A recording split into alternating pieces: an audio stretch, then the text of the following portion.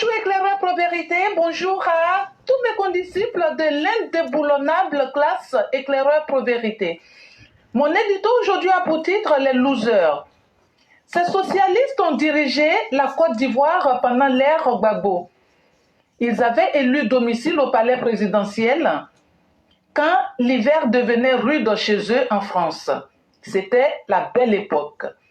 Ils se faisaient filmer en train de danser dans une boîte de nuit ou au cours de leur virée nocturne, rue Princesse, que des endroits qui en disent long sur leur moralité. Ils se nomment François l'Oncle, Guy Laberty, Henri Emmanueli, son jumeau blanc, Jack Lang, Jean-Christophe Cambadélis, Jean-Marie Le Guen. De tous ceux suscités, celui qui pourrait être considéré comme l'instigateur de la crise ivoirienne est Henri Emmanueli, le jumeau blanc de Laurent Gbagbo. Ils sont à l'origine, ces socialistes, de l'épouvantable mise en scène de la prestation de serment de Laurent Gbagbo, alors que le président Ouattara avait déjà été reconnu vainqueur de l'élection présidentielle par la communauté internationale. C'est fort de leur soutien que Laurent Gbagbo s'était rébellé.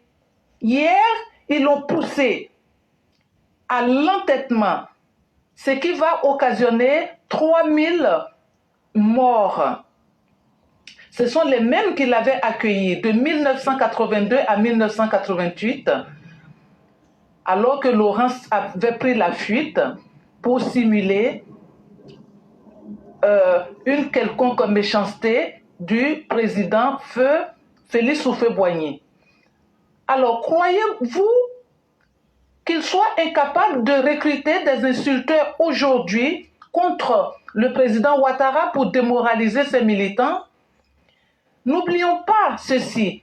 L'autre chat huant, celui qui a donné la recette du cocktail Molotov en direct, se plaignait au cours d'un de ses directs de ce que sa banque aurait fait opposition sur un de ses chèques pour cause d'entrée de fonds suspects.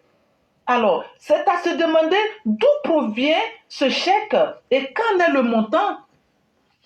Nous devons, chers miens, nous atteler à creuser plus profondément pour faire la lumière sur cette affaire. Merci et à bientôt. Mère Blanc, vous posez bien la question. Les fonds viennent des réseaux russes de l'ACTA. Et aujourd'hui, ce n'est un secret pour personne. Et vous avez vu quelqu'un qui simulait les béquilles, qui a aussi été introduit dans le même réseau. Et ce n'est pas un secret, on ne va pas le cacher. Mais comment les choses vont finir pour ces personnes? C'est la seule question qu'elles ne se sont pas posées. Parce que pour quiconque connaît les méthodes du KGB et du FSB, s'ils n'ont pas permis à Prigojine de vivre après tous les services rendus à Poutine, ce ne sont pas des minables désœuvrés de l'Europe, de la négriade en plus, qu'ils vont utiliser et flasher dans les WC comme des moins que rien. Mais ce n'est qu'une question de temps. Chacun peut décider de vendre son âme au diable, mais les conséquences, c'est vous aussi qui allez les assumer.